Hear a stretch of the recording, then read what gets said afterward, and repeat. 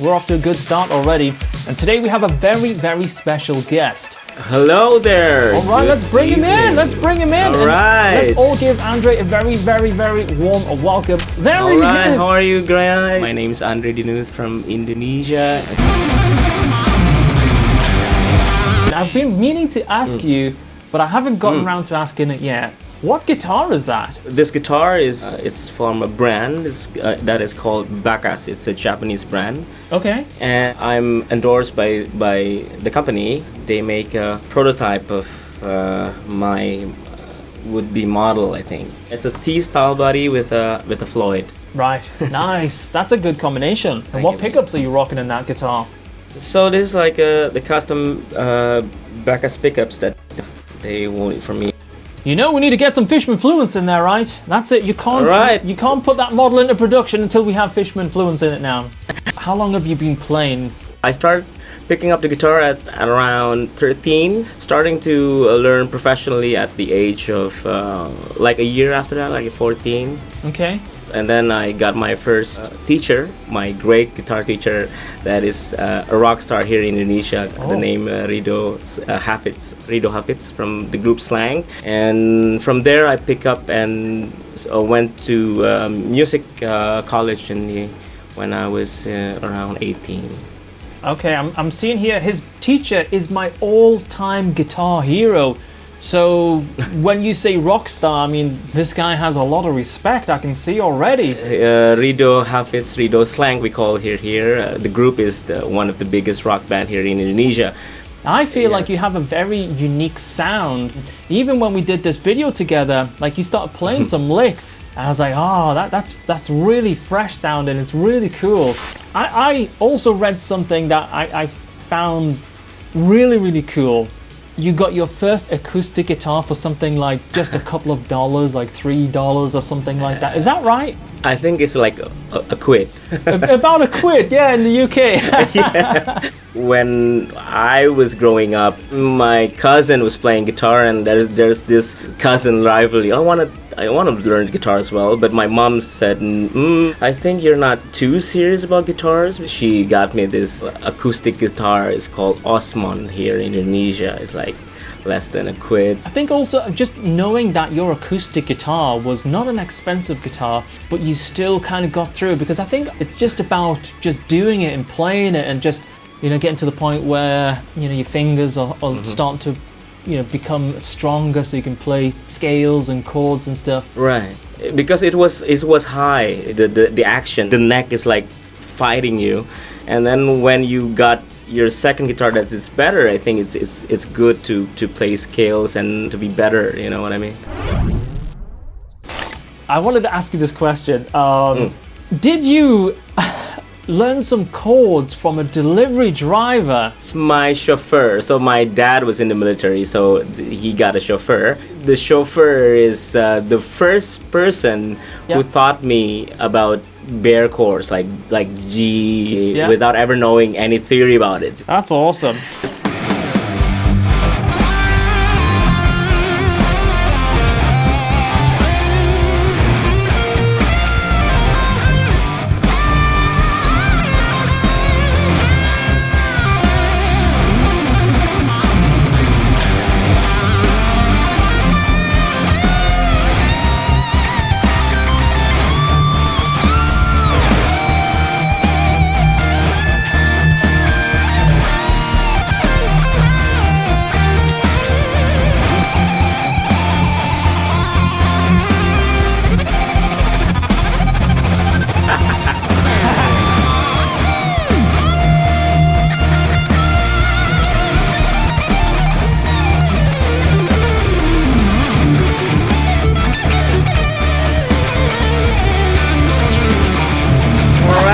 So cool! Oh my god. Is it true you jammed with Paul Gilbert and Andy Timmons? Is that right? They were having this Asian clinic tour here when, like, back in the day, like 2004. And then I got to jam with Paul Gilbert at the first of his Asian clinic tour in 2000. And then at 2004, I met Andy Timmons in his clinic tour. So I was invited to play the jam, and it was an honor and humble to see my all-time heroes as well.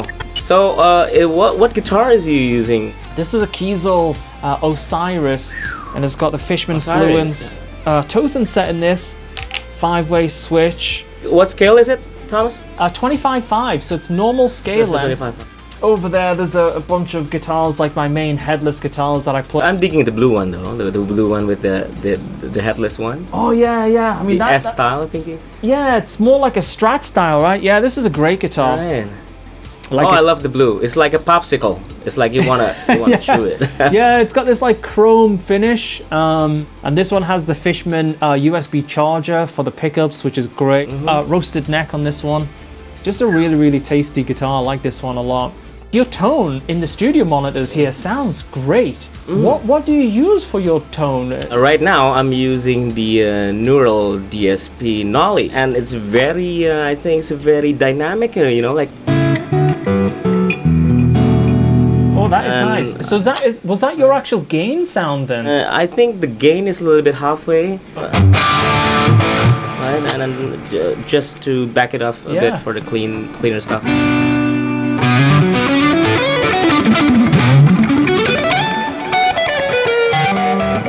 Yeah, that does sound fantastic. I love your sound as well. Is that what? Is it the Nolly as well, or what? Right now, so my main gain sound is based around the Granisphere, so that's what I'm using. And then using the Corey Wong. Whoa.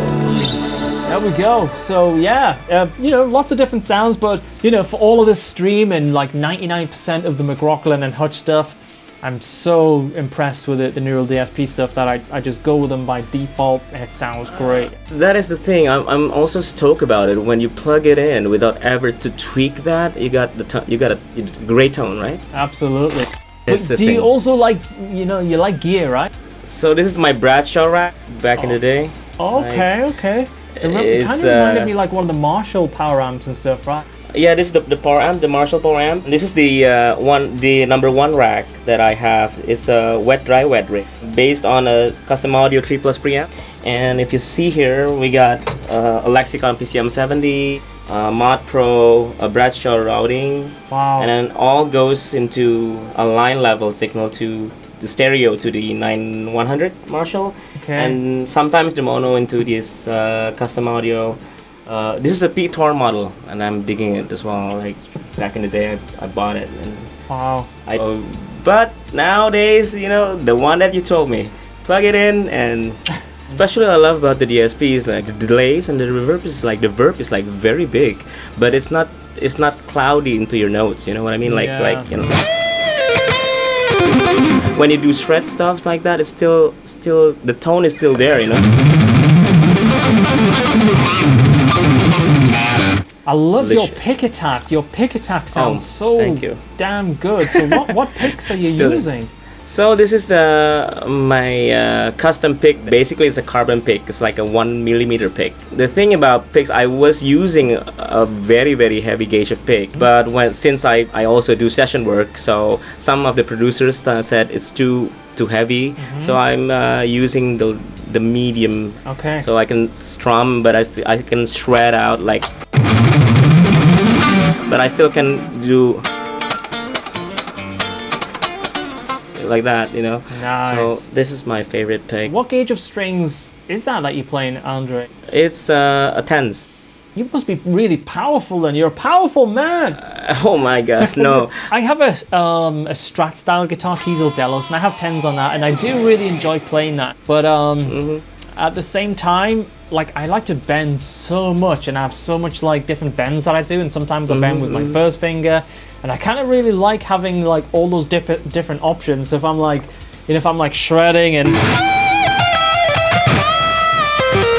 I just like having my first finger like not, being stressed by the strings.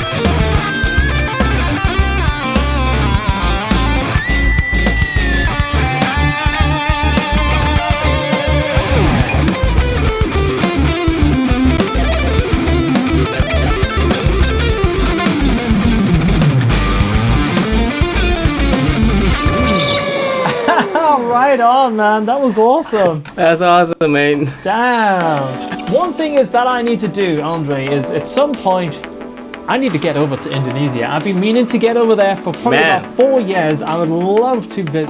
You got a lot of fans here. If you do clinics here, let's do it, man, together. And I'll take you that's to all the I best need. food in town. That's all I need. Food and an amplifier, I guess. Maybe a guitar. But you know, that's one thing. Traveling with headless, it's very easy to travel. I mean, it looks like you're small. traveling with a tennis racket when you travel with a headless guitar. So tell me about your pickup. Are you using the Fishman's pickup? Fishman Fluence, yeah. The very first guitar that I tried with Fishman Fluence was this red Ibanez RG6. It didn't come with Fishman's as standard, but I eventually got my guitar tech to fit the Fluence to this pickups, and then right away I was like, oh man, we've got a problem because we've got a lot of guitars and we need Fishman Fluence in all of them. I gotta try the Fishman. Amazing. Oh, my dog. So even the dog likes Fishman Fluence. This is like the shred wave guitar, you know. Yeah, it's a bright one. So we've got the purple pickups and battery pack. Oh, they got pole pieces as well. So these ones have a little bit more of a classic, you know, kind of vibe as well. Crazy. Which one preferred? 24 frets or 22 frets? 24 every day. 22 is like, no way. Is your guitar 22? This is 22. I got this 24. See, this one is 24 frets, and I got a Floyd as well, a flame maple. Oh, nice. And so 22 is like your main thing? Like this week, I'm using 24 quite a bit, but I grew up with 22 frets. Oh, look at that with those shark fin inlays. So this is a Sabre, I think. Was it the Sabre? Yeah. Yes. I love Frank Gambale back in the day, so I was like, okay, this Sabre thing, and it's got signed by Mr. Paul Gilbert himself. It's already 20 years now. Yeah. It's 20 years already. Yeah, this is my high school guitar. Your high school guitar. Yeah. How many overdrive pedals you got? Probably, I'm gonna say 20. Overdrives is like my favorite type of pedal. I like that. This intrigues me. There's a lot of questions also on my Instagram and my YouTube. Can you combine the digital thing with the analog thing? And you just proved me right. You know, using the pedals in front of the plugin, right? Yeah, and right now I'm doing that. So for example, my Corey 1 clean. I have the Bogner Harlow compressor on in front, so if I turn that off, back on, and then when I go to my gain sound, and then kick on the precision drive, and then we're like, right, to push it on. Yeah.